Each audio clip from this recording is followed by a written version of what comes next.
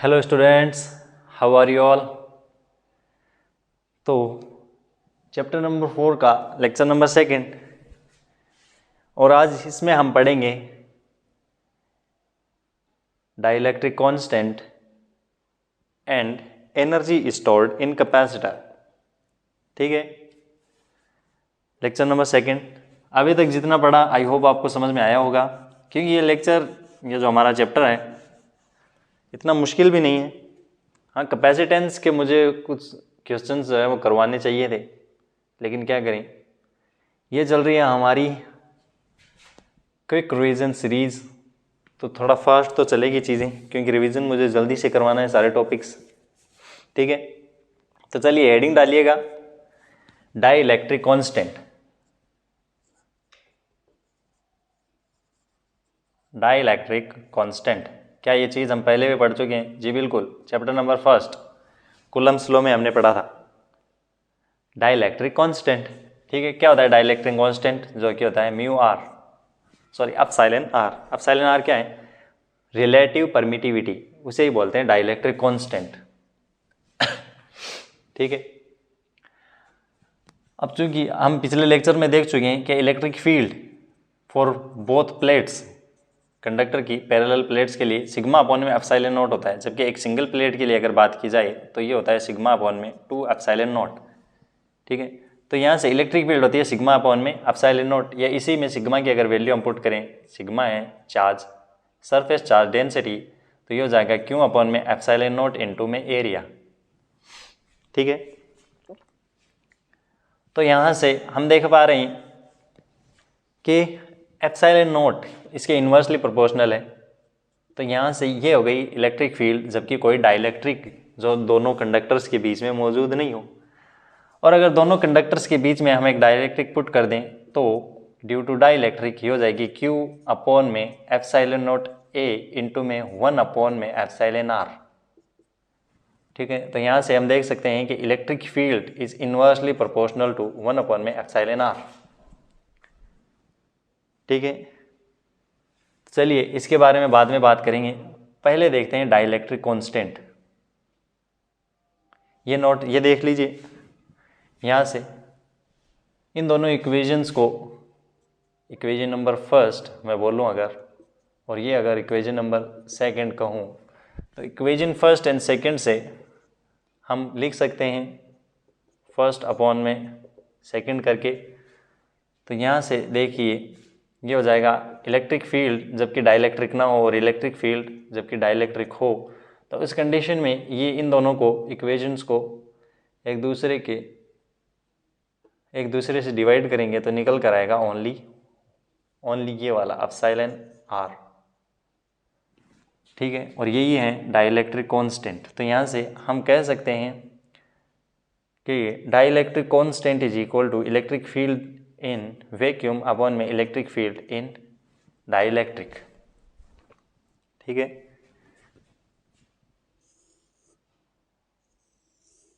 Dielectric की dependency किस पर है?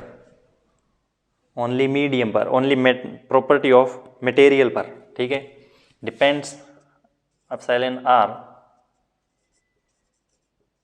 Depends on only property of material।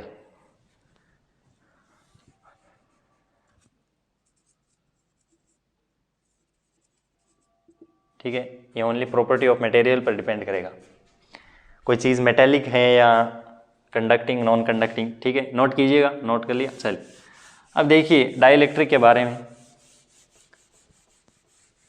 Dielectric की इलेक्ट्रिक फील्ड इन पर डिपेंडेंसी क्या हो जाएगी? ये था डाइलेक्ट्रिक के बारे में एक शॉर्ट इंट्रोडक्शन। अब आगे देखिए, इफेक्ट ऑफ डाइलेक्ट्रिक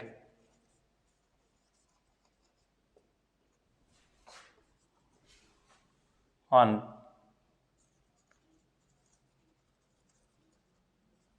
कंडक्टर। ठीक है, संधारित्र पर प्रावैद्युत्य, डाइलेक्ट्रिक कांस्टेंट को बोलते हैं प्रावैद्युत्य पदार्थ। ठीक है। तो डाइइलेक्ट्रिक का इफेक्ट कंडक्टर पर हम देखेंगे। मान लीजिए जबकि कोई डाइइलेक्ट्रिक ना हो तो इलेक्ट्रिक फील्ड अभी हमने देखा था Q/में एप्सिलॉन नॉट इंटू में A, और यहाँ एप्सिलॉन नॉट में ही मल्टीपल में लिख देते हैं हम डाइइलेक्ट्रिक को। जबकि डाइइलेक्ट्रिक मौजूद हो प्लेट्स के बीच में तो ये हो जाएगी एप्सिलॉन नॉट A मल्टीप्लाई कर देंगे 1/में एप्सिलॉन R से। यहाँ से ये देखिए एप्सिलॉन नॉट अगर नीचे है तो नीचे ही आएगा। इसी तरीके से चार्ज जबकि डाइइलेक्ट्रिक ना हो तब भी चार्ज होगा। अगर कैपिटल का Q है तो डाइइलेक्ट्रिक प्रेजेंट हो तब भी ये कैपिटल का Q ही रहेगा। ठीक है। डिपेंडेंसी कैसे है, या मैं कहूँ डिपेंडेंसी या इम्पैक्ट ऑफ डाइइलेक्ट्रिक। तो डाइइलेक्ट्रिक का क्या इम्पैक्ट है, यहाँ से डाइइलेक्ट्रिक के प्रेजेंट में इलेक्ट्रिक फील्ड हम देख सकते हैं क्या कर रहा है, डिक्रीज। ठीक है। तो डिक्रीज करता है। और चार्ज में आया नो चेंज, तो ये हो गया कांस्टेंट। ठीक है। अगर डाइइलेक्ट्रिक प्लेट्स के बीच में हो भी और ना हो भी तो भी चार्ज पर कोई इफेक्ट इसका पड़ेगा नहीं। अब बात करते हैं पोटेंशियल की। चूंकि पोटेंशियल हमें पता है इलेक्ट्रिक फील्ड इनटू में डिस्प्लेसमेंट, इसको हम बोल दें चलो d से, क्योंकि प्लेट के बीच की डिस्टेंस d। तो ये हो जाएगा Q/में एप्सिलॉन नॉट इंटू में A, जबकि कोई डाइइलेक्ट्रिक ना हो इंटू में d। और जब डाइइलेक्ट्रिक हो तो उस कंडीशन में हो जाएगा Q/में एप्सिलॉन नॉट A इंटू में d इंटू में 1/में एप्सिलॉन R। तो इसकी डिपेंडेंसी इसके ऊपर डाइइलेक्ट्रिक का इम्पैक्ट, तो ये डिक्रीज कर रहा, डिक्रीजेस। ठीक है। और इसी तरीके से अब देखते हैं कैपेसिटेंस। तो कैपेसिटेंस डिफाइन है Q/में V से। तो यहाँ से हम देख सकते हैं ये वाला Q/में एप्सिलॉन नॉट A इंटू में D। ठीक है। तो ये हो जाएगा Q से ये कैंसिल, ये हो जाएगा एप्सिलॉन नॉट A/में D। ठीक है। इसी तरीके से जबकि कोई डाइइलेक्ट्रिक हम इसके बीच में रख दें एप्सिलॉन नॉट A/में D, जब डाइइलेक्ट्रिक पुट कर दिया जाए तब इस कंडीशन में क्या हो जाएगा, ये हो जाएगा यहाँ से एप्सिलॉन नॉट इंटू में A/में D और मल्टीप्लाई में आ जाएगा एप्सिलॉन R। तो ये हो जाएगा, यहाँ से हम कह सकते हैं इस पर इफेक्ट पड़ेगा कि ये करेगा इंक्रीजिस। ठीक है। ये एक शॉर्ट इंट्रो डिपेंडेंसी का या इफेक्ट का डाइइलेक्ट्रिक की मौजूदगी। ठीक है, नोट कीजिए। चलिए अब देखिए हम फॉर्मूला डिराइव करते हैं कैपेसिटर का। ये तो हमने शॉर्ट में लिख दिया।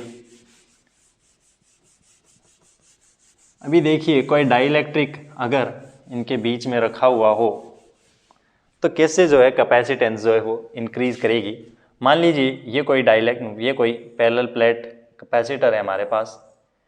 ऑब्वियसली ये इतना ज़्यादा बीच का डिस्टेंस तो नहीं होगा,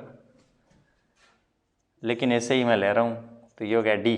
यहाँ पर आएगा पॉजिटिव चार्ज इस वाली प्लेट पर इसकी इंडक्शन की वजह से आएगा नेगेटिव चार्ज। अगर इनके बीच की इलेक्ट्रिक फील्ड का डायरेक्शन इनके बीच फ्रॉम पॉजिटिव टू नेगेटिव, ठीक है, electric field due to this plates, ठीक है। और अगर इनके बीच में हम एक डाइइलेक्ट्रिक पुट कर दें तो उस डाइइलेक्ट्रिक में मान लीजिए ये डाइइलेक्ट्रिक मैंने पुट कर दिया इनके बीच में कोई भी T विड्थ का। तो यहाँ से देखिए यहाँ है पॉजिटिव चार्ज, तो इस डाइइलेक्ट्रिक में जो भी चार्ज, क्योंकि ये है अभी है न्यूट्रल, तो न्यूट्रल में मैंने चैप्टर फर्स्ट में बताया था कि नंबर ऑफ इलेक्ट्रॉन्स बराबर नंबर ऑफ प्रोटॉन्स होते हैं। या इसको ऐसे भी समझ सकते हो आप कि इंडक्शन की वजह से इस सर वाले सरफेस पर आएगा नेगेटिव चार्ज और इस वाले सरफेस पर आ जाएगा पॉजिटिव चार्ज। ठीक है, तो इसके अंदर डाइलेक्ट्रिक के अंदर जो इलेक्ट्रिक फील्ड का डायरेक्शन वो होगा पॉजिटिव टू नेगेटिव, तो ये हो जाएगा डाइलेक्ट्रिक के इनसाइड इलेक्ट्रिक फील्ड। ठीक है, ड्यू टू डाइलेक्ट्रिक। अब अगर नेट इलेक्ट्रिक फील्ड की बात करें तो obviously electric field outside greater than होगी इलेक्ट्रिक फील्ड इनसाइड से, तो E net is equal to electric field outside negative of electric field inside. Note कीजिएगा। चलिए, अब अगर डाइलेक्ट्रिक इसके अंदर इंटायरली पुट कर दिया जाए, अभी तो था पार्शियली, डाइलेक्ट्रिक को मैंने इस पूरे एरिया के अंदर कर दिया इंटायरली प्लेस्ड। ठीक है, तो यही यहाँ से आ जाएगा इंडक्शन की वजह से नेगेटिव एंड पॉजिटिव चार्जेस, और इलेक्ट्रिक फील्ड इसके अंदर का इलेक्ट्रिक फील्ड का डायरेक्शन हो जाएगा इस तरीके से। ठीक है, तो अब जो नेट इलेक्ट्रिक फील्ड होगी वो बराबर होगी ई इनसाइड के डाइलेक्ट्रिक के अंदर इलेक्ट्रिक फील्ड की। यहाँ से देखिएगा, जबकि डाइलेक्ट्रिक ना हो तो इलेक्ट्रिक फील्ड हमें बताए क्यू अपॉन में एप्सिलॉन नॉट इंटू में डी, और जबकि डाइलेक्ट्रिक हो तब के लिए electric field is equal to Q upon में एप्सिलॉन नॉट ए अपॉन में 1 अपॉन में एप्सिलॉन आर। इसी को बोलते हैं डाइलेक्ट्रिक कांस्टेंट या रिलेटिव परमिटिविटी। ठीक है, अब अगर ये हमारा डाइलेक्ट्रिक पूरा इंटायरली पुट कर दिया जाए, डाइलेक्ट्रिक इज इंटायरली प्लेस्ड। ठीक है, पूरी तरीके से पूर्ण रूप से इसको हमने प्लेट्स के अंदर भर दिया, तो इलेक्ट्रिक फील्ड नेट बराबर होगी इलेक्ट्रिक फील्ड इंड्यूस्ड। ये इंड्यूस्ड इलेक्ट्रिक फील्ड है इसके अंदर इनसाइड वाली, इस डाइलेक्ट्रिक के इनसाइड, क्योंकि ये पहले थी नहीं, इस बाहर वाली इलेक्ट्रिक फील्ड की वजह से ये आई है अंदर वाली इलेक्ट्रिक फील्ड, तो ये है इंड्यूस्ड इलेक्ट्रिक फील्ड। ठीक है, तो अभी हमने पढ़ा था कि रिलेटिव परमिटिविटी या डाइलेक्ट्रिक कांस्टेंट इलेक्ट्रिक फील्ड जबकि डाइलेक्ट्रिक ना हो और इलेक्ट्रिक फील्ड जबकि डाइलेक्ट्रिक हो, तो इसी को हम बोल सकते हैं ई नेट। तो यहाँ से हम लिख सकते हैं जो कि यहाँ पर लिखा हुआ है पहले से ही कि E net is equal to electric field absent of dielectric upon में डाइलेक्ट्रिक कांस्टेंट। ठीक है, तो ये यहाँ तक नोट कीजिए। पहले ये मैं मिटा रहा हूँ यहाँ से ये वाला, तो ये नोट कर लीजिए, कर लिया। ठीक है, ये मिटा रहा हूँ। चलिए, अब देखिए हमें पता चल गया है कि अगर इंटायरली प्लेस्ड हो तो ई नेट बराबर किसके होगा, ई इंड्यूस्ड के, या ई नेट बराबर होगा आउटसाइड अपॉन में डाइलेक्ट्रिक कांस्टेंट। तो अब देखिए पोटेंशियल, चूँकि हमें पता है potential V is equal to electric field into में इनके बीच का, प्लेट के बीच का डिस्टेंस D। ठीक है, डिस्प्लेसमेंट। तो यहाँ से हम लिख सकते हैं, अगर ये वाला पुट करें तो ये हो जाएगा इलेक्ट्रिक फील्ड नॉट अपॉन में रिलेटिव परमिटिविटी या डाइलेक्ट्रिक कांस्टेंट इनटू में D।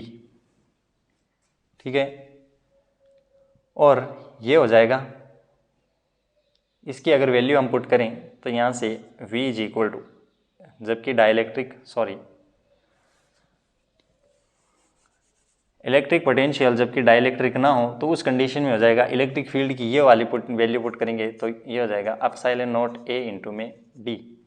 और जबकि हम इसके अंदर डाइलेक्ट्रिक इंटायरली भर दें तो इंड्यूस्ड जो पोटेंशियल होगा वो होगा E इंटेंसिक इंटू में या इंड्यूस्ड इंटू में D, और ये है एप्सिलॉन नॉट इंटू में A D 1 अपॉन में एप्सिलॉन R। ठीक है, तो यहाँ से हम कह सकते हैं पोटेंशियल जबकि डाइलेक्ट्रिक हो, ये वाला टर्म पूरा बना रहा है ये, जबकि डाइलेक्ट्रिक ना हो, इनटू में 1 में एप्सिलॉन आर। ठीक है, तो यहाँ से ये मिटा रहा हूँ मैं, यहाँ से देखिए dielectric constant is equal to ये वाला, जबकि डाइलेक्ट्रिक ना हो, और इंड्यूस्ड पोटेंशियल। ठीक है, अब देखिए कैपेसिटेंस के बारे में। कैपेसिटेंस जो कि C इज इक्वल टू हमें पता है Q अपॉन में V, और जबकि डाइलेक्ट्रिक ना हो तो ये हो जाएगा Q अपॉन में V की, अगर ये वाली जबकि डाइलेक्ट्रिक ना हो तो ये वाली वैल्यू हम पुट करेंगे, तो यहाँ से आ जाएगा Q अपॉन में एप्सिलॉन नॉट A इंटू में D। ठीक है, तो यहाँ से फाइनली जो निकल कर आएगा वो आएगा एप्सिलॉन नॉट A अपॉन में D। ये हम पहले भी निकाल चुके हैं ये फॉर्मूला पैरेलल प्लेट कैपेसिटर्स के लिए, जबकि डाइलेक्ट्रिक ना हो। अब डाइलेक्ट्रिक जब मौजूद हो तब क्या हो जाएगा, इंड्यूस्ड इज इक्वल टू क्यों, चार्ज पर डिपेंडेंसी, डाइलेक्ट्रिक अभी हमने पढ़ा था कांस्टेंट, चार्ज में कोई भी वेरिएशन आता नहीं है। तो यहाँ से पोटेंशियल में वेरिएशन ये वाला फॉर्मूला, सॉरी ये वाला हम पुट करेंगे इस इक्वेशन में, तो हमें मिलेगा एप्सिलॉन नॉट A अपॉन में D इंटू में एप्सिलॉन R, और एप्सिलॉन नॉट A अपॉन में D ये हैं, जबकि डाइलेक्ट्रिक ना हो तो यहाँ से हम लिखेंगे, जबकि डाइलेक्ट्रिक इसके अंदर पुट कर दिया जाए इंटू में डाइलेक्ट्रिक कांस्टेंट। ठीक है, तो ये आ गया फाइनली फॉर्मूला, जबकि डाइलेक्ट्रिक इसके अंदर इंटायरली प्लेस्ड कर दिया जाए तो उसके लिए कैपेसिटेंस का फॉर्मूला इस तरीके से होगा। तो हम देख सकते हैं, यहाँ से देखिएगा, यहाँ से इलेक्ट्रिक फील्ड डाइलेक्ट्रिक कांस्टेंट के इन्वर्सली प्रोपोर्शनल, तो इलेक्ट्रिक फील्ड में आएगा डिक्रीज, इलेक्ट्रिक पोटेंशियल यहाँ से रुकिए मैं लिख देता हूँ, मैं और अगर इसको लिखूँ तो इलेक्ट्रिक पोटेंशियल जबकि डाइलेक्ट्रिक इसके अंदर हम प्लेस कर दें तब के लिए ये वाली सिचुएशन बनेगी। तो डाइलेक्ट्रिक कांस्टेंट इन्वर्सली प्रोपोर्शनल है तो ये भी करेगा डिक्रीज, लेकिन यहाँ पर dielectric constant directly proportional to capacitance. ठीक है, तो ये कर रहा था इंक्रीज, नोट कर लिया। चलिए, ये हो गई कहानी, जबकि डाइलेक्ट्रिक हम इंटायरली इसके अंदर प्लेस कर दें। अब अगर सेकंड कंडीशन, जब डाइलेक्ट्रिक हम इसके अंदर पार्शियली पुट करें तब के लिए देखिएगा,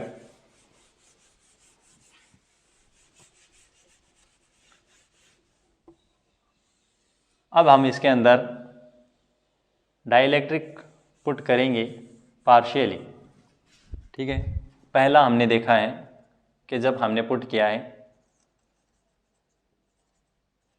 इंटायरली तब के लिए कैपेसिटेंस हमें मिली थी, capacitance C dash is equal to C into में एप्सिलॉन R। ठीक है,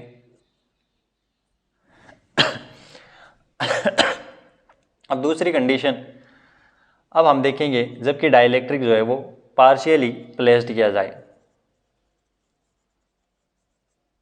पार्शियली प्लेस्ड। ठीक है, इसके अंदर मान लीजिए हम कोई T विड्थ का एक डाइलेक्ट्रिक रख देते हैं इन दोनों प्लेट्स के बीच में, इसकी विड्थ है T और ये वाला पूरा डिस्टेंस इनके बीच का है D। ठीक है, तो इसके अंदर इलेक्ट्रिक फील्ड, चलिए इसके अंदर इंड्यूस्ड इलेक्ट्रिक फील्ड का डायरेक्शन इसी तरीके से। अब देखिए, इसके लिए हमने लिया पहली कंडीशन, जब हो T विड्थ का डाइलेक्ट्रिक जो है वो पुट करें।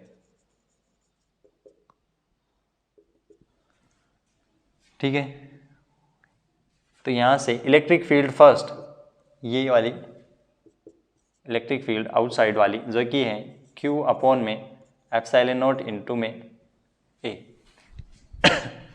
या इसी को हम बोल सकते हैं सिग्मा अपॉन में एप्सिलॉन नॉट। ठीक है, और electric field second due to this dielectric ये हो जाएगी is equal to Q upon में एप्सिलॉन नॉट A 1 अपॉन में एप्सिलॉन R। ठीक है, और इसी को हम बोल सकते हैं सिग्मा अपॉन में एप्सिलॉन नॉट इंटू में 1 अपॉन में एप्सिलॉन R। तो यहाँ से V नेट जो नेट पोटेंशियल होगा वो इन दोनों की वजह से दो इलेक्ट्रिक फील्ड्स बन रही, तो दोनों की वजह से होगा E1 इंटू में D1 plus of E2 into में D2। तो E1 के लिए डिस्टेंस इलेक्ट्रिक फील्ड पहले था पूरे में, अब इस इतने से जो ये डाइलेक्ट्रिक हैं हमारे पास, इसके लिए इलेक्ट्रिक फील्ड ये वाली हो जाएगी सेकंड वाली। तो इसके अंदर से ये पूरी D डिस्टेंस में से केवल इस वाले एरिया में ही ये इलेक्ट्रिक फील्ड जो है वो अप्लाई होगी। तो यहाँ से इसका जो डिस्टेंस होगा जिसमें अप्लाई हो रही है वो हो जाएगा D। इस पूरी डिस्टेंस में से ये T हम माइनस कर देंगे। तो यहाँ से पहले वाले में इलेक्ट्रिक फील्ड फर्स्ट जो कि है ये वाला Q अपॉन में एप्सिलॉन नॉट, या चलिए यही रख देता हूँ, सिग्मा वाला तो थोड़ा कॉम्प्लिकेटेड हो जाएगा, इनटू में कितने डिस्टेंस में ये अप्लाई हो रहा है, ये हो रहा है D माइनस का T में, क्योंकि T में पहले से ही ये सेकंड वाली इलेक्ट्रिक फील्ड अप्लाई हो रही, तो ये जाएगा D माइनस का T plus of electric field second ये वाला, इसकी वैल्यू Q अपॉन में एप्सिलॉन नॉट A 1 अपॉन में एप्सिलॉन R। तो ये कितनी डिस्टेंस में लग रही, ओनली इस T डिस्टेंस में, तो ये हो जाएगा ओनली T। ठीक है, इसको अगर और मैं सॉल्व करके लिखूं तो इलेक्ट्रिक पोटेंशियल नेट हो जाएगा यहाँ से Q अपॉन में एप्सिलॉन नॉट इंटू में A, यहाँ से ये दोनों टर्म्स हमने कॉमन ले लिए, तो अंदर बच जाएगा D माइनस का T प्लस का T अपॉन में ये वाला T अपॉन में एप्सिलॉन R। ठीक है, तो ये आ गया पोटेंशियल हमारे पास। अब निकालते हैं कैपेसिटेंस। तो कैपेसिटेंस के लिए हमें पता है कि C is equal to Q upon में V, Q अपॉन में V नेट। तो यहाँ से हम वैल्यू पुट करेंगे ये वाली पोटेंशियल की, तो यह आ जाएगा Q अपॉन में एप्सिलॉन नॉट इंटू में A D माइनस का T plus of T upon में एप्सिलॉन R। ठीक है, तो फाइनली ये फॉर्मूला निकल कर आएगा हमारे पास C is equal to epsilon naught into में A अपॉन में D माइनस का T प्लस का T अपॉन में एप्सिलॉन R। तो ये आ गया फाइनली फॉर्मूला, जबकि डाइलेक्ट्रिक T विड्थ का एक डाइलेक्ट्रिक जो है प्लेट्स के बीच में हम प्लेस कर दें। चलिए नोट कीजिएगा यहाँ तक, ये समझ में आया आपको? मुश्किल नहीं है। इलेक्ट्रिक फील्ड हमें पता है कि डाइलेक्ट्रिक के एब्सेंट में कैसी होगी और इलेक्ट्रिक फील्ड डाइलेक्ट्रिक के प्रेजेंस में कैसी होगी, तो उसी हिसाब से इलेक्ट्रिक फील्ड निकालेंगे। फिर हम देखेंगे, क्योंकि आउटसाइड इलेक्ट्रिक फील्ड पहले लग रही थी जबकि डाइलेक्ट्रिक नहीं था, तो पूरे रीजन में अब लगेगी ओनली इस वाले रीजन को छोड़कर, क्योंकि ये अपनी खुद की एक इलेक्ट्रिक फील्ड बना रहा है, तो इस वाले रीजन को छोड़कर इलेक्ट्रिक फील्ड इन दोनों रीजन्स में लग जाएगी। तो ये हो गया फॉर्मूला। फिर से पोटेंशियल निकाल देंगे और कैपेसिटेंस, आसान है। चलिए अब इस फॉर्मूले में अगर हम कहें कि डाइलेक्ट्रिक इसके अंदर इंटायरली पुट कर दिया जाए, इस वाले फॉर्मूले में अगर डाइलेक्ट्रिक इसके अंदर इंटायरली पुट कर दिया जाए तो डिस्टेंस D बराबर किसके हो जाएगा, डिस्टेंस विड्थ T के। तो यहाँ से D is equal to T रखें तो ये टर्म हो जाएगा 0, और यहाँ से इस वाले टर्म में ये हो जाएगा D या T रखेंगे और ये एप्सिलॉन नॉट चला जाएगा ऊपर, तो वापस से यही वाला फॉर्मूला आएगा। ठीक है, अब दूसरी कंडीशन, जबकि हम एंड डाइलेक्ट्रिक जो है वो पुट कर दें, एंड डाइलेक्ट्रिक अगर इसके दोनों प्लेट्स के बीच में रखें, तो उसके लिए देखिएगा मान लीजिए हमने बहुत सारे इसके अंदर डाइलेक्ट्रिक प्लेस कर दिए,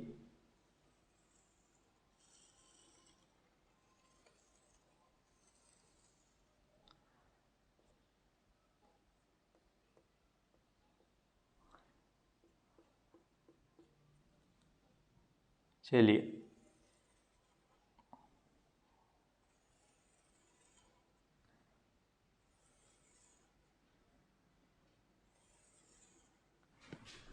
ये हो गए हमने बहुत सारे, ये इसकी जो विड्थ हो गई वो हो गई T1 पहले की, इसकी हो जाएगी T2, इसकी हो जाएगी T3 और इसका जो विड्थ होगा वो हो जाएगा Tn।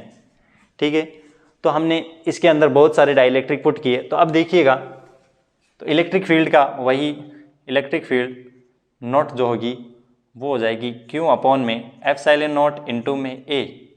ठीक है, और इलेक्ट्रिक फील्ड फर्स्ट जो हो जाएगी वो हो जाएगी Q अपॉन में एप्सिलॉन नॉट इंटू में A फर्स्ट। सॉरी, इनका एरिया जो है वो सेम होगा क्योंकि ये है इनका सीरीज कॉम्बिनेशन। ठीक है और इसका डाइलेक्ट्रिक कांस्टेंट हो जाएगा एप्सिलॉन r फर्स्ट। इसी तरीके से इलेक्ट्रिक फील्ड सेकंड के लिए हो जाएगी Q अपॉन में एप्सिलॉन नॉट इंटू में A 1 अपॉन में epsilon r second.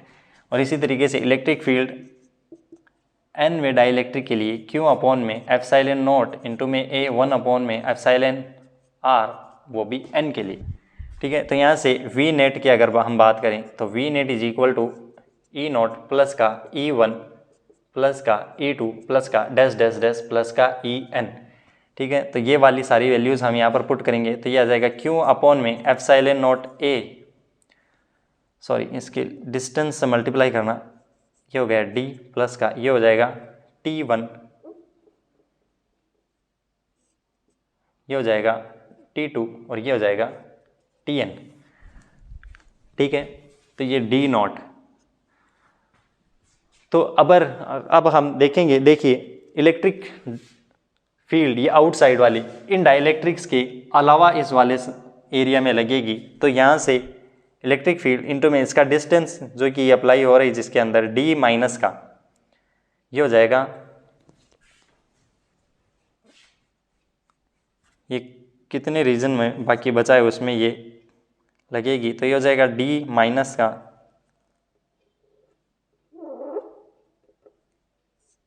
T1 plus का T2 प्लस का डैश डैश प्लस का Tn। ऐसा क्यों? क्योंकि हम ये सारे डाइलेक्ट्रिक की जो विड्थ होगी वो इस डिस्टेंस D में से सब्सट्रैक्ट कर देंगे। तो यहाँ से फाइनली जो निकल कर आया है, देखिए ये हो गया इलेक्ट्रिक फील्ड फर्स्ट प्लस का इन सब की वजह से, तो ये हो जाएगा Q अपॉन में एप्सिलॉन नॉट इंटू में A अपॉन में एप्सिलॉन r फर्स्ट इंटू में T फर्स्ट।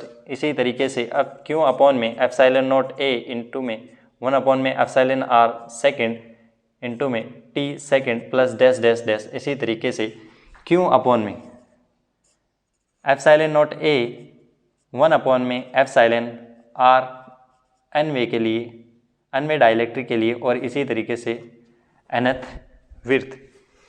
तो यहाँ से फाइनली V नेट जो निकल कर आएगा, अगर हम इस वाले Q अपॉन में एप्सिलॉन नॉट को यहाँ से कॉमन निकालें एप्सिलॉन नॉट A, तो यहाँ अंदर ओनली बच जाएगा D माइनस का T1 प्लस का T2 प्लस का dash dash Tn plus T1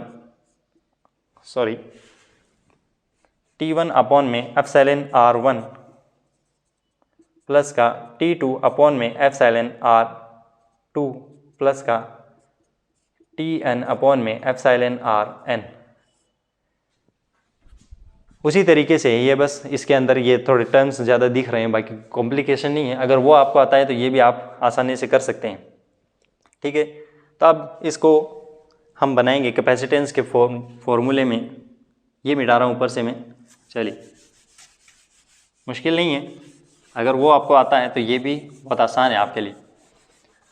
तो यहाँ से C इज इक्वल टू हम रखेंगे Q अपॉन में V से, तो V की ये वैल्यू हम यहाँ पर पुट करेंगे, तो उसी फॉर्मूले के अकॉर्डिंग जिससे हमने पिछली बार किया था, C इज इक्वल टू आ जाएगा एप्सिलॉन नॉट A अपॉन में ये वाला सारा टर्म डिस्टेंस का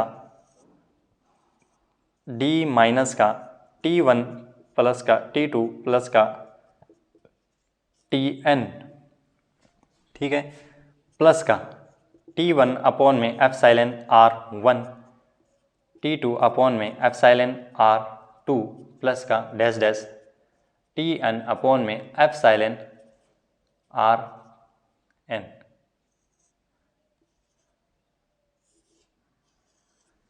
तो ये था इलेक्ट्रिक फील्ड का फॉर्मूला, जबकि बहुत सारे डाइलेक्ट्रिक इसके अंदर हों। ये इतना इंपॉर्टेंट भी नहीं है वैसे, लेकिन आपको आना चाहिए, ठीक है। चलिए, ये थी कहानी सारी डाइलेक्ट्रिक की। आई होप आपको समझ में आया होगा। इतना मुश्किल नहीं है, बस वो पहले वाला जो हमने डाइलेक्ट्रिक अगर इंटायरली पुट कर दें तो उसके लिए हमने पढ़ा था, उसी के अकॉर्डिंग ये वाले सारे थे। डाइलेक्ट्रिक हमने टी विर्थ का पुट किया था ना, उसी के अकॉर्डिंग ये वाले थे, ज़्यादा मुश्किल नहीं था। चलिए, ये हो गया डाइलेक्ट्रिक की कहानी। अब आगे देखिए,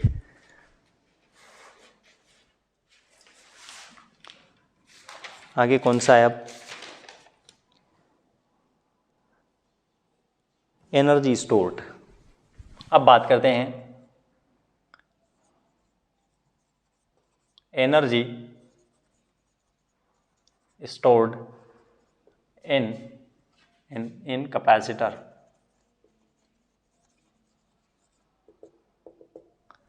ठीक है, energy stored in capacitor.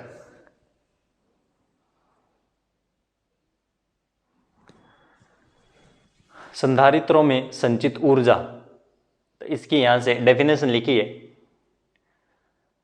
The energy stored in capacitor is equal to the work done in moving a charge. अब अगर हम स्फेरिकल कैपेसिटर लें तो हम लेकर आएंगे चार्ज को इनफाइनाइट से, और अगर हम पैरेलल प्लेट लें, चलिए पैरेलल प्लेट्स ले लेते हैं, a moving a charge from plate first to plate second,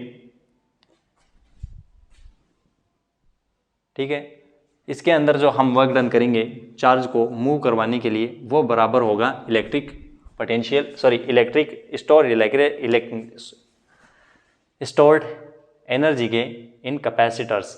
ठीक है, the energy stored is equal to the work done to move charge from plate first to second, इस work done के बराबर होगा। ये मान लीजिए हमारे पास दो प्लेट्स हैं, ये वाला हो गया पॉजिटिव वाला प्लेट और ये हो गया नेगेटिव वाला प्लेट। ठीक है, तो इस पर हम चार्ज को शिफ्ट करेंगे इस तरफ, तो यहाँ से देखिए इसके अंदर हम वर्क डन करेंगे तो वर्क डन से आएगी एनर्जी। ठीक है, तो यहाँ से एनर्जी स्टोर्ड, तो यहाँ से हम जो वर्क डन करेंगे यहाँ से देखिएगा, सबसे पहले यहाँ पर था पूरा का पूरा पोटेंशियल या पूरा पूरा चार्ज, ये थी एक न्यूट्रल प्लेट। तो इस चार्ज को हमने शिफ्ट किया इस तरफ, तो हमने पहले t बराबर 0 सेकेंड पर इस वाली ये जो प्लेट है इस पर चार्ज भी था 0। ठीक है, t बराबर t टाइम पर मान लीजिए कोई भी रैंडम टाइम, तो उस पर जो पोटेंशियल और इस पर चार्ज था 0, तो पोटेंशियल भी इस पर था 0। अब इस पर चार्ज जो है वो कुछ क्यों करके आ गए हैं, तो पोटेंशियल भी इस पर कितना आ जाएगा, is equal to Q upon में C. T is equal to infinite time पर, जबकि हम इसको पूरा चार्ज कर चुके हैं, तो क्यू इज इक्वल टू हो जाएगा Q and V is equal to हो जाएगा क्यू बाई सी। ठीक है, तो चलिए अब देखिए यहाँ से पोटेंशियल इज इक्वल टू, हम छोटा सा वर्क डन करेंगे इस चार्ज को यहाँ से मूव करवाने के लिए ऑन ए स्मॉल चार्ज, तो यहाँ से ये हो जाएगा work done is equal to electric potential into में टी क्यू। हम एक छोटे से चार्ज को इस प्लेट से एक छोटा सा वर्क डन करके पहुँचाएंगे इस प्लेट तक, तो इसका करेंगे इंटीग्रेशन फॉर वोल वर्क, पूरे काम के लिए, तो इसका कर देंगे इंटीग्रेशन, हम वर्क 0 से W कर रहे, तो यहाँ से, और चार्ज के लिए पोटेंशियल जो कि हमने लिखा है Q बाई सी, जबकि हम कुछ वर्क इस पर कर चुके हैं टी टाइम के अंदर, तो यह जाएगा DQ।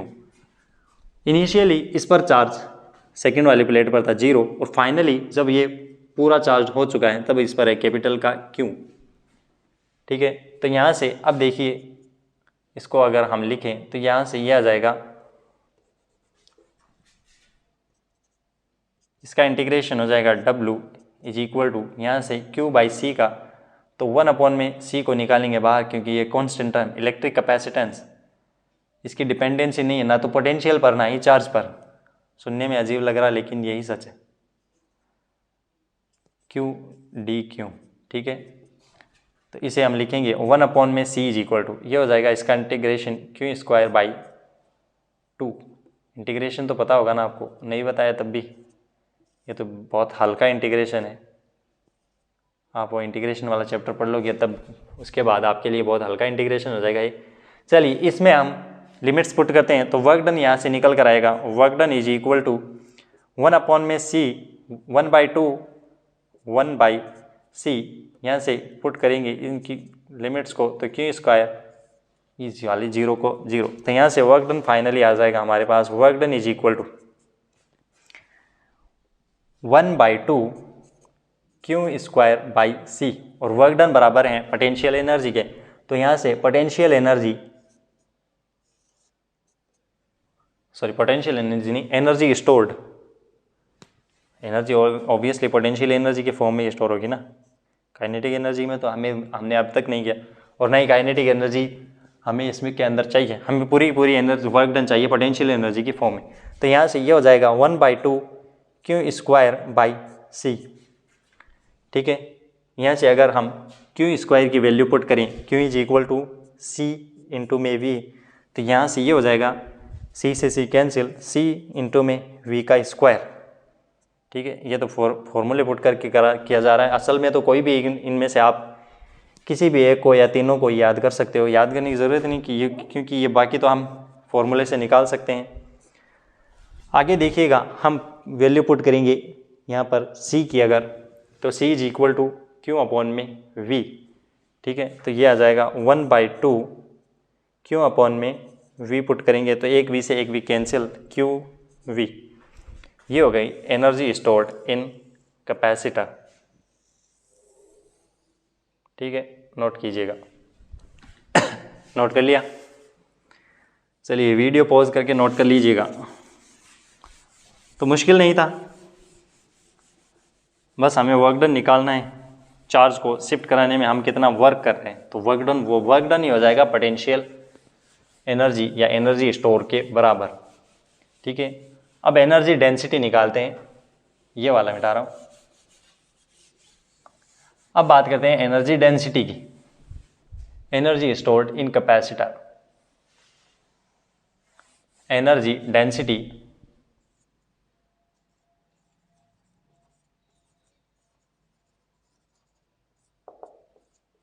On capacitors.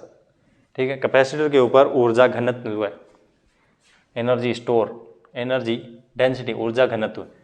ठीक है, तो यहाँ से हमने देखा है कि dW या potential energy is equal to 1/2 CV square is equal to 1/2 Q square by C, और इज इक्वल टू यहाँ से 1/2 Q इंटू में V। अब अगर चार्ज के लिए हम बात करें तो charge density in areas, plate के एरियाज के लिए हमें पता है कि surface charge density sigma is equal to Q upon में इसका एरिया। ठीक है, इसी तरीके से तो यहाँ से अगर हम लिखें इस Q की वैल्यू को,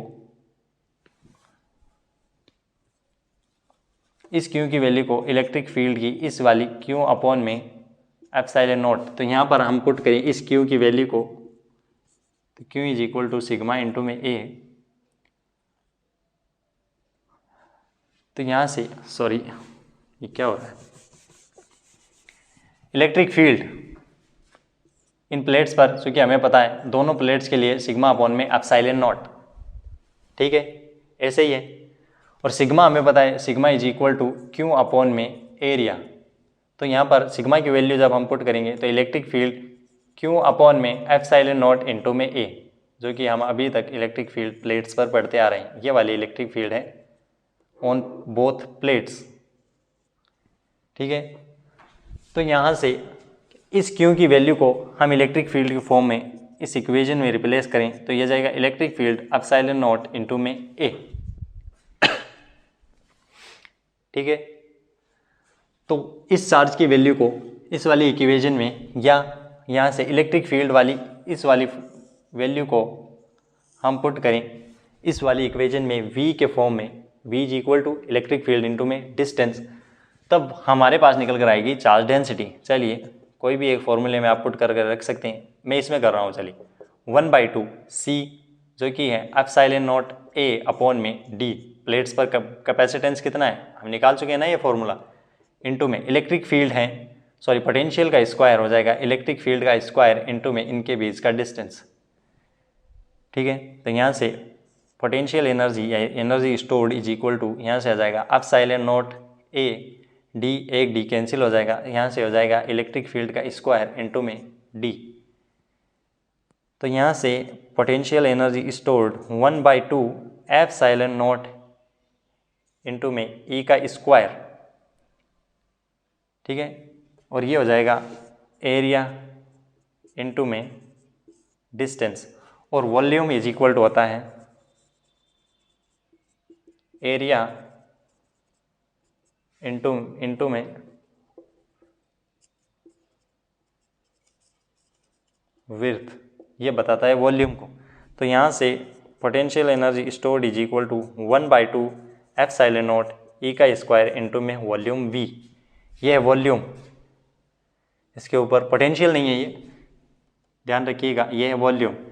ठीक है, तो यहाँ से हम इसको वॉल्यूम को शिफ्ट करेंगे इस तरफ, तो यह आ जाएगा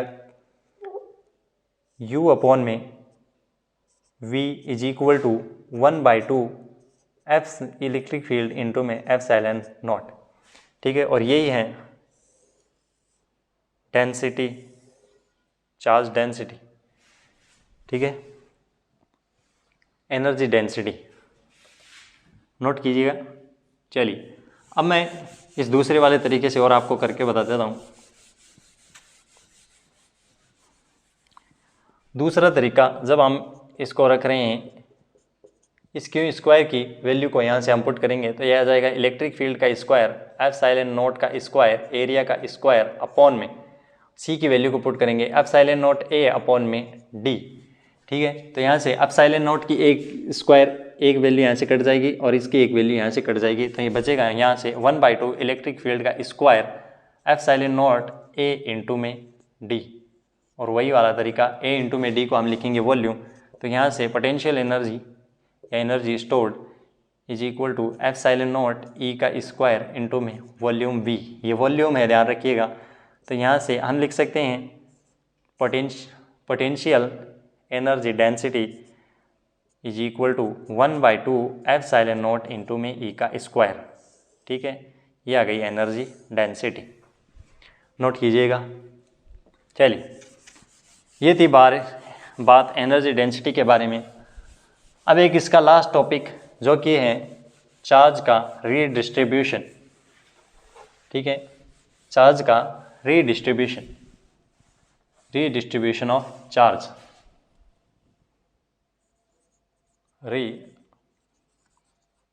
रीडिस्ट्रीब्यूशन ऑफ चार्ज, एंड इस डिस्ट्रीब्यूशन से जो होने वाली एंड एनर्जी लॉस। ठीक है, चलिए यहाँ से देखिए, अगर हम कोई भी दो कंडक्टर्स लें,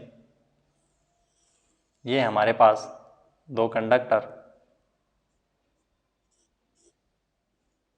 कुछ याद आ रहा है इनसे, इन्हें देखकर बिल्कुल याद आ रहा होगा chapter number 1 methods of charging.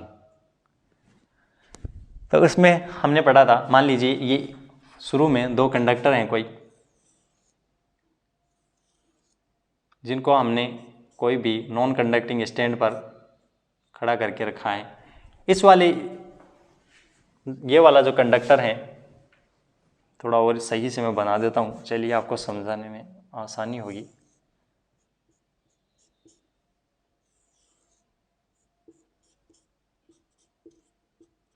ये हैं बिफोर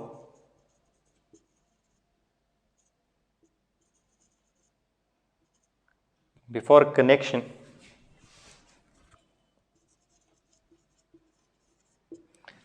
एंड आफ्टर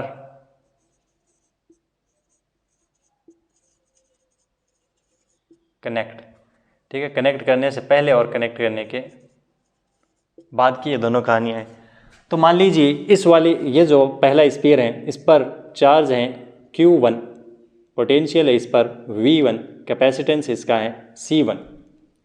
और इस सेकंड वाले स्फीयर का जो हमारे पास ये कंडक्टर है, इस पर चार्ज है Q2, पोटेंशियल है V2 एंड कैपेसिटेंस है C2।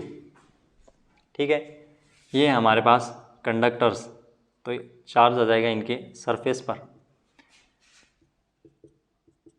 तो अब देखिएगा, इन्हें हम कनेक्ट करवा दें अगर किसी भी कंडक्टिंग वायर से, तो क्या होगा। चैप्टर नंबर 1 में पढ़ चुके हैं हम, चार्ज का होगा रीडिस्ट्रीब्यूशन। ठीक है, यहाँ से होगा ट्रांसफ़र ऑफ चार्ज। अब किस तरफ होगा ये डिपेंड करता है पोटेंशियल पर, कौन हायर पोटेंशियल पर है और कौन लोअर पोटेंशियल पर। और पॉजिटिव चार्ज का जो ट्रांसफ़र होता है वो होता है higher potential to lower potential की तरफ। तो यहाँ से देखिएगा, जब हम इनको कनेक्ट करवा चुके होंगे तो इस पर आ जाएगा मान लीजिए चार्ज स्मॉल का Q1, और इस पर आ जाएगा चार्ज स्मॉल का Q2। इसकी कैपेसिटेंस जो हो जाएगी वो हो जाएगी C1 और इसकी कैपेसिटेंस C2। कैपेसिटेंस जितनी शुरू में रहेगी उतनी ही आफ्टर कनेक्शन रहेगी, क्योंकि कैपेसिटेंस हम पढ़ चुके हैं कि चार्ज पर या पोटेंशियल पर इसकी डिपेंडेंसी नहीं है। ये डिपेंड करती है only shape and size and आसपास के मीडियम ऑफ कंडक्टर के। ठीक है, और पोटेंशियल इंपॉर्टेंट चीज़, पोटेंशियल दोनों बॉडीज़ पर क्या होगा आफ्टर इनको कनेक्ट करवाने के बाद। तो पोटेंशियल इन दोनों पर हो जाएगा सेम, V एंड V। ठीक है,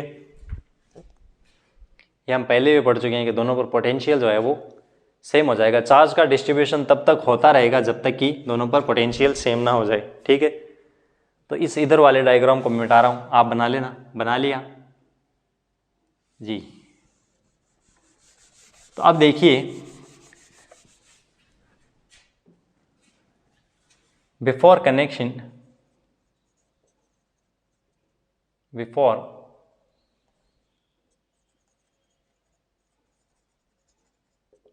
कनेक्शन, कनेक्ट करने से पहले charge on first sphere is equal to Q1 is equal to C1 V1, और चार्ज ऑन सेकेंड था Q2 is equal to C2 V2।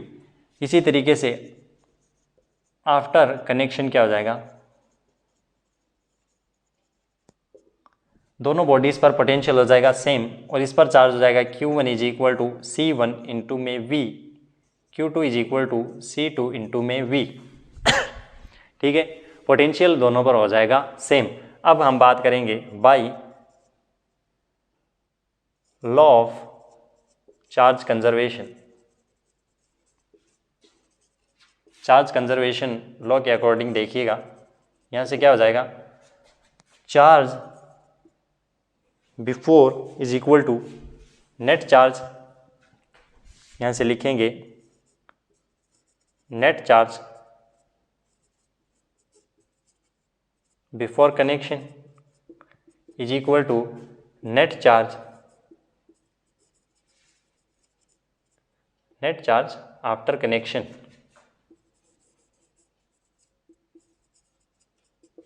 ठीक है, net charge before connection and net charge after connection, जो कि है capital का Q1 plus का capital का Q2 is equal to small का Q1 प्लस का स्मॉल Q2। ठीक है, चलिए ये दोनों Q1 एंड Q2 की वैल्यूज़ हम यहाँ पर पुट करेंगे तो यहाँ से आ जाएगा C1 V1 प्लस का C2 V2 is equal to C1 V plus का C2 V, क्योंकि पोटेंशियल इन दोनों में है सेम।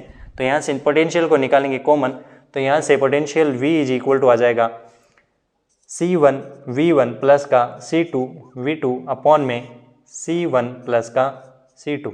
ठीक है, ये आ गया हमारे पास इन दोनों बोर्ड जो कंडक्टर्स हैं इन पर नेट पोटेंशियल। नोट कीजिएगा यहाँ तक। नेट पोटेंशियल इन दोनों स्पीयर्स पर, चलिए नोट कर लिया। ओके, अब देखिए, अब हम निकालते हैं इनके ऊपर चार्ज कि इनके ऊपर चार्ज कितना हो जाएगा।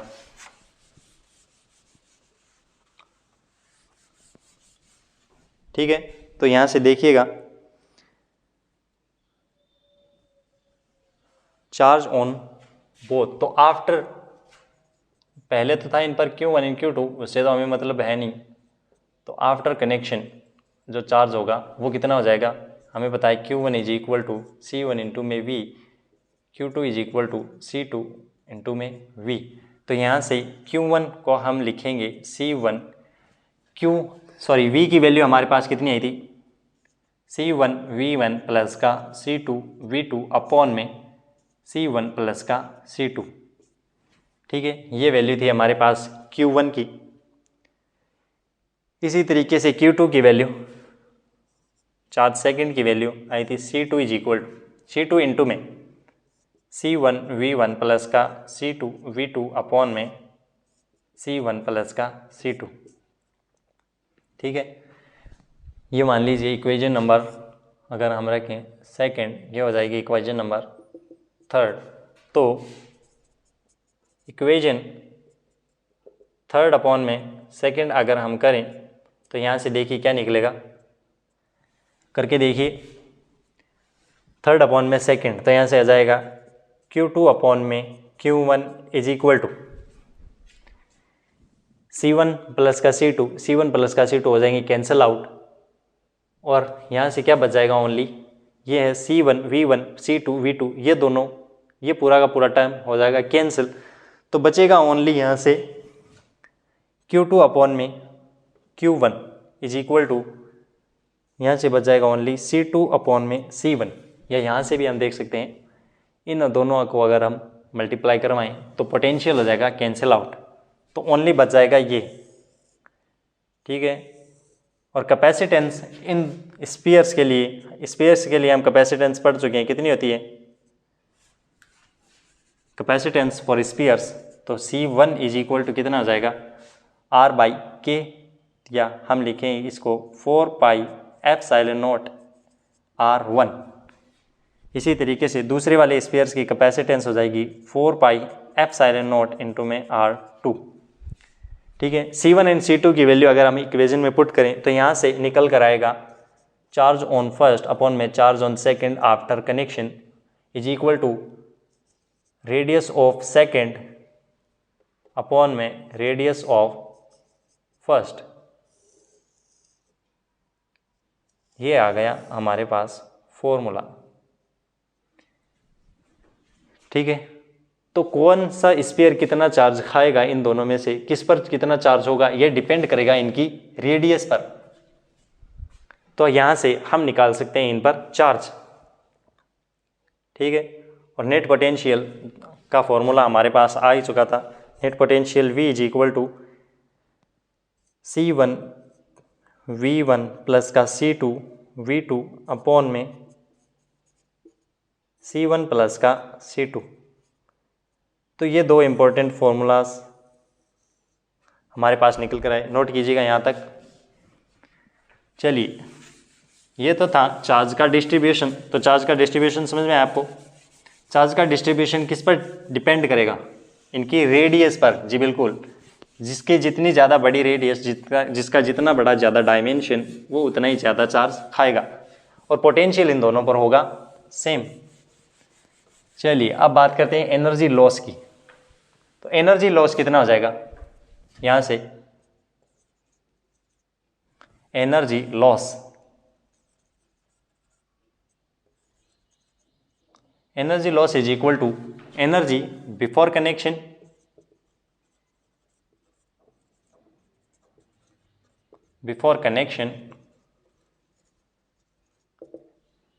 Minus of energy after connection. ठीक है, कनेक्ट कर देने के पहले एनर्जी और कनेक्ट कर देने के बाद। तो एनर्जी का फॉर्मूला हमें पता है कि energy is equal to 1/2 CV²। ठीक है, तो यहाँ से हम रखेंगे energy is equal to 1/2 C जो कि है C1 और V जो कि है V1 बिफोर के लिए, प्लस 1/2 C2 V2 का square negative of after connection. हमें पता है कि पोटेंशियल हो गया सेम, तो यहाँ से आ जाएगा C1 का स्क्वायर प्लस का C2 का स्क्वायर और इनटू में V का स्क्वायर, सॉरी C का स्क्वायर नहीं है, अब C1 प्लस का C2 इंटू में V का स्क्वायर, क्योंकि आफ्टर कनेक्शन ये पोटेंशियल यहाँ से आ जाएगा कॉमन। ठीक है, इन दोनों पर पोटेंशियल होगा इक्वल। तो यहाँ से हम पुट करेंगे पोटेंशियल की वैल्यू, तो यहाँ से 1/2 को लेंगे कॉमन बाहर, तो यह आ जाएगा C1 V1 का स्क्वायर C2 V2 का square minus of C1 plus का C2 इंटू में V की वैल्यू जो कि आई थी C1 V1 प्लस का C2 V2 अपॉन में कितना C1 प्लस का C2 का यहाँ है स्क्वायर, तो इस पूरे का कर देंगे स्क्वायर। ठीक है, तो यहाँ से फिर निकल कर आएगा, यहाँ से एक C1 प्लस C2 इससे एक कैंसिल आउट हो जाएगा, तो ये इस वाले C1 C2 को मल्टीप्लाई करवाएंगे इससे, तो यह आ जाएगा C1 प्लस का C2 इंटू में ये हो जाएगा C1 V1 का स्क्वायर प्लस C2 V2 का स्क्वायर। कैलकुलेशन ही है, आप कर सकते हो, ये तो कैलकुलेशन है बिल्कुल आसान सी। और ये हो जाएगा C1 V1 plus C2 V2 का होल स्क्वायर। तो इस होल स्क्वायर को अगर हम खोलें तो यहाँ से होल स्क्वायर को खोलने पर हमें मिलेगा C1 का स्क्वायर V1 का स्क्वायर प्लस C2 का स्क्वायर V2 का square plus of not minus plus of 2 C1 V1 plus C2, sorry plus नहीं, 2 C1 V1 C2 and V2। ठीक है, तो इस वाले को हम करवाएंगे इसके अंदर मल्टीप्लाई, तो यहाँ से आ जाएगा 1/2 C1 का स्क्वायर V1 का स्क्वायर C2 का स्क्वायर V2 का स्क्वायर, और यहाँ से C1 का स्क्वायर V1 का स्क्वायर C2 का स्क्वायर V2 का स्क्वायर हो जाएंगे कैंसिल आउट। यहाँ से ओनली बच जाएगा अंदर के कितना बच जाएगा, यहाँ से देखिए C1 को मल्टीप्लाई करवाएंगे इससे, तो यह जाएगा C1 C2 V2 का स्क्वायर प्लस यहाँ से आ जाएगा C1 C2 V1 का स्क्वायर। ठीक है, नेगेटिव ऑफ यहाँ से बच जाएगा only 2 C1 V1 C2 and V2। ठीक है, तो यहाँ से C1 C2 लेंगे कॉमन, तो यह आ जाएगा 1/2 C1 C2 लेंगे कॉमन बाहर C1 C2, तो अंदर क्या बच जाएगा, यहाँ से V1 का स्क्वायर प्लस V2 का स्क्वायर माइनस का V1 V2 जो कि हो जाएगा V2 माइनस V1 का होल स्क्वायर। ठीक है,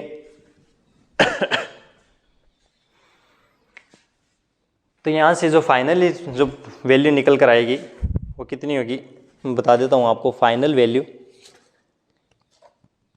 जो सारे एनर्जी की निकल कर आएगी, सॉरी ये वाला लिखना भूल गया ना मैं, इस पूरे के अपॉन में है C1 प्लस का C2, यहाँ से इसके अपॉन में भी C1 प्लस का C2, इस वाली पूरी इक्वेशन के अपॉन में आ जाएगा C1 प्लस का C2, क्योंकि हमने यहाँ से इसको ऊपर मल्टीप्लाई करवाया था ना, अपॉन में आ जाएगा C1 प्लस का C2। ठीक है, तो यहाँ से फाइनली जो फॉर्मूला निकल कर आएगा वो हो जाएगा loss of energy is equal to 1/2 C1 C2 upon में C1 प्लस का C2 इंटू में V2 माइनस V1 को हम लिख सकते हैं डेल V का स्क्वायर। तो ये आ गया हमारे पास फाइनल फॉर्मूला। कुछ नहीं, कैलकुलेशंस ही हैं। देखिए बिफोर एनर्जी आपको अगर बिफोर कनेक्शन एनर्जी पता है कितनी होती है और आफ्टर कनेक्शन एनर्जी कितनी होती है, तो ये हमें पता है कि C1 V1 का स्क्वायर प्लस C2 V2 का स्क्वायर। बिफोर कनेक्शन 1/2 बाहर कॉमन, और आफ्टर कनेक्शन कितनी हो जाएगी 1/2 C1 प्लस का C2 इंटू में V। बस यही है, इससे आप कैलकुलेट कर सकते हो बहुत आसानी से। चलिए मिटा रहा हूँ मैं। अब देखिए हमने पढ़ा था सीरीज इन पैरेलल कॉम्बिनेशन, तो उसमें हमने पढ़े थे कॉम्बिनेशन के फॉर्मूलाज, तो उन पर बेस्ड क्वेश्चंस आते हैं हमारे पास, तो वो मैं आपको बता देता हूँ। देखिए ये ऐसे करके कोई क्वेश्चन आता है, यह हमें दे दी प्लेट्स, ठीक है, point A and point B पर, इनके बीच की डिस्टेंस वही डी एंड एरिया इनका हो जाएगा ए, ठीक है, दोनों का सेम ही होता है ना। तो अगर हम इसको बीच से काट दें और इस तरीके से एक डाइलेक्ट्रिक इसके अंदर हम पुट करें अगर, तो कैपेसिटेंस इसके हमें पूछेगा, ठीक है। और दूसरा इसी के अंदर ऐसे करके ये हो गया हमारा combination of capacitor parallel plate combination. और इस तरीके से अगर इनके बीच में काट के रख दे कोई डाइलेक्ट्रिक, ठीक है। चलिए यहाँ से देखिए, यहाँ से इन दोनों प्लेट्स का एरिया डिवाइड नहीं हुआ बल्कि डिस्टेंस डिवाइड हुई है। एरिया यहाँ से क्या है, यहाँ से हम लिखेंगे सेम एरिया, एरिया सेम है एंड डिस्टेंस d/2 हो गई। यहाँ से हम देखेंगे एरिया इनके बीच का हुआ है डिवाइड, मान लीजिए P एंड Q पॉइंट, और इनके बीच का डिस्टेंस है सेम, तो यहाँ से सेम डिस्टेंस एंड इनका हो गया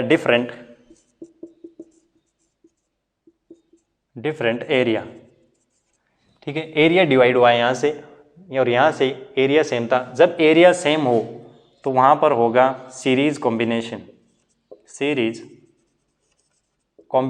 ठीक है। और जब एरिया डिस्ट्रीब्यूट हो जाए तब होगा पैरेलल कॉम्बिनेशन, ठीक है। बस इतनी सी चीज़ याद रखनी है आपको, उसके बाद में तो हम कर ही सकते हैं, ठीक है। ये नोट कीजिएगा, ये बहुत इंपॉर्टेंट चीज़ है। अगर एरिया सेम रहे दोनों के लिए तब तो होगा सीरीज कॉम्बिनेशन, और अगर एरिया ही डिवाइड हो जाए तब होगा पैरेलल कॉम्बिनेशन, ठीक है। तो यहाँ से हमें पता है C1 इज इक्वल टू, यहाँ से हो जाएगा ε0 A अपॉन में इसका डिस्टेंस जो कि हो गया d/2 एंड d/2 में डिवाइड, d/2 एंड d/2, तो एरिया ये हो गया C1। और इसी तरीके से C2 is equal to ε0 A upon में, चूंकि एरिया है सेम, अपॉन में d/2, ठीक है।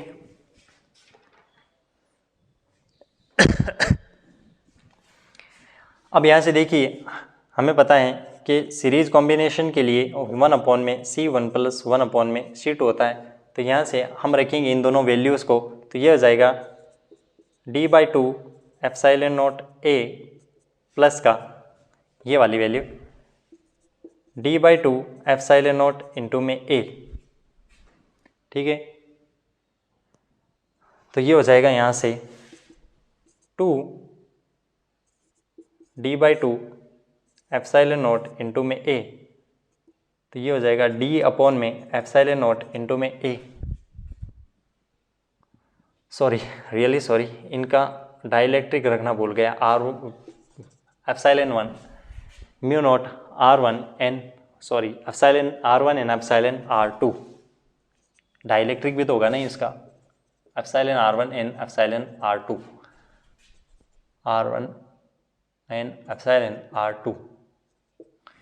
ठीक है। तो यहाँ से इस वाली इक्वेशन में ये हो जाएगा यहाँ पर epsilon R1 epsilon R2 epsilon R1 and epsilon R2। तो यहाँ से ये वाला पूरा हम निकालेंगे बाहर, तो ये हो जाएगा D/2 epsilon naught A 1 upon में एप्सिलॉन R1 प्लस 1 अपॉन में एप्सिलॉन R2। ठीक है। और ये हो जाएगा C इक्विवेलेंट, यहाँ से हम लिखें तो C इक्विवेलेंट इस वाले को ऊपर भेजें तो ये हो जाएगा 2 एप्सिलॉन नॉट A अपॉन में D इंटू में ये हो जाएगा ये वाला। इस वाले को अगर हम थोड़ा सॉल्व करके लिख दें तो कितना हो जाएगा, यहाँ से देखिएगा epsilon R1 epsilon R2 upon में epsilon R1 plus epsilon R2। ठीक है, ये निकल कर आएगा फाइनल फॉर्मूला इस वाले के लिए। ठीक है। अब दूसरा, जब ये एरिया को डिवाइड कर रहा हो A/2 एंड A/2 में, ठीक है, एरिया जब डिवाइड हो रहा हो, यहाँ से इसका एरिया हो जाएगा A1, इसका हो रहा है एरिया हो जाएगा A/2 और A/2 में। तो एरिया डिवाइड हो रहा है, एरिया डिफरेंट, तो यहाँ से आ जाएगा पैरेलल कॉम्बिनेशन। तो C equivalent is equal to C1 plus का C2।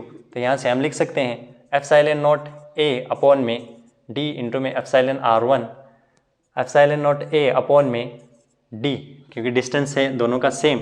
यहाँ से आ जाएगा एप्सिलॉन R2। ठीक है। तो यहाँ से R1 एंड R2 को रखेंगे बाहर, इन दोनों को कर देंगे कॉमन। तो यहाँ से C इक्विवेलेंट आ जाएगा एप्सिलॉन नॉट A अपॉन में D epsilon not R1 epsilon R2। ठीक है, ये फॉर्मूला हो गया इस वाले के लिए।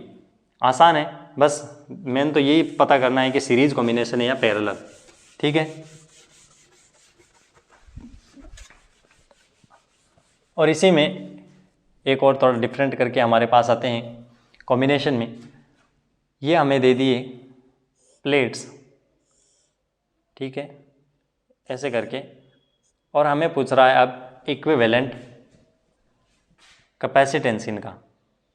ठीक है, जबकि इन दोनों को जोड़ा हुआ है और यहाँ से इन दोनों को। ठीक है, यहाँ से मान लीजिए कोई पॉइंट P और यहाँ से मान लीजिए कोई पॉइंट Q, ऐसे करके देता है। या इसी में दूसरा, इसी के अलग अलग वेरिएशन बनते हैं, फिर ऐसे करके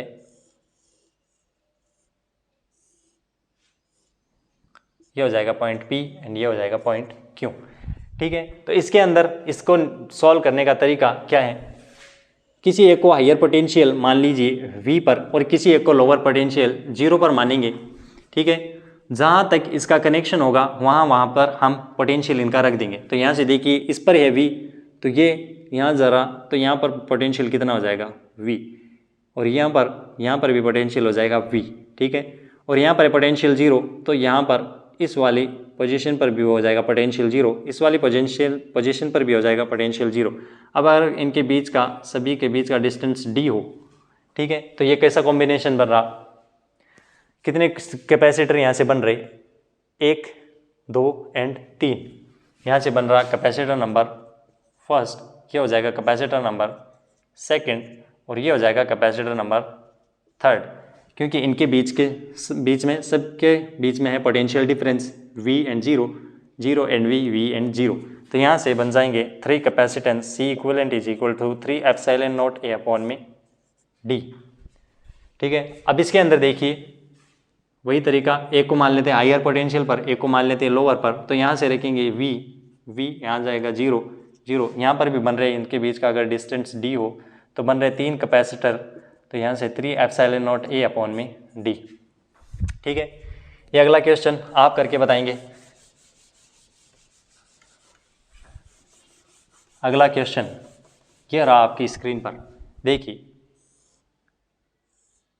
ये है हमारे पास कैपेसिटर, ऐसे करके मान लीजिए पॉइंट P, और एक दूसरा कैपेसिटर इसी तरीके का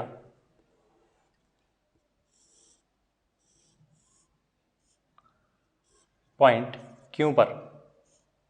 ठीक है, तो इसके लिए कैपेसिटेंस बतानी है आपको। चलिए बताइएगा, इनके बीच का डिस्टेंस D है, बताइए कितने कैपेसिटर यहाँ पर बन रहे। चलिए मैं बता रहा हूँ, यहाँ पर तरीका 0 एक को रखेंगे हायर एन, एक को रखेंगे लोअर पोटेंशियल पर। इस हायर पोटेंशियल को पहुँचाएंगे यहाँ पर और ये पहुँच रहा है एक पॉइंट यहाँ पर लोअर पोटेंशियल इसका बन रहा है एक पॉइंट ये और एक पॉइंट ये।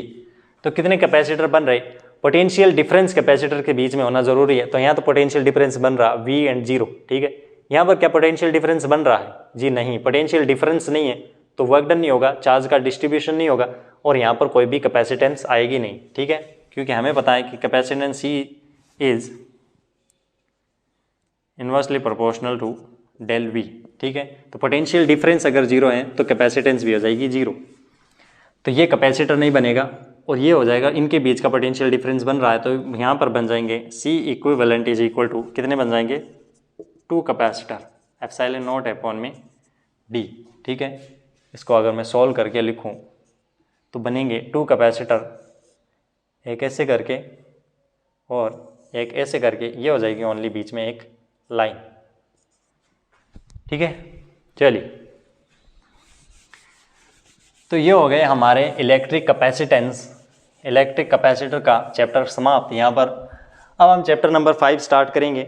अगला लेक्चर होगा चैप्टर नंबर 5 पर, जो कि है हमारे पास इलेक्ट्रिक करंट। तो अभी तक हमने पढ़ा था इलेक्ट्रोस्टैटिक के बारे में, अब हम पढ़ेंगे इलेक्ट्रोडायनेमिक्स। जबकि चार्ज मूव कर रहा होगा तो चार्ज के मूव करने से बनेगा इलेक्ट्रिक करंट और करंट से आएगा इलेक्ट्रिक फील्ड, सॉरी करंट के चार्ज के मूव करने से आता है मैग्नेटिक फील्ड। तो अब आएंगे मैग्नेट के ऊपर।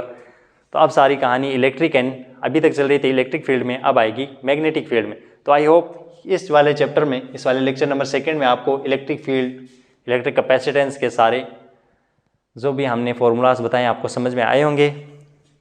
तो पढ़ाई करते रहें। All the very best. Okay ji.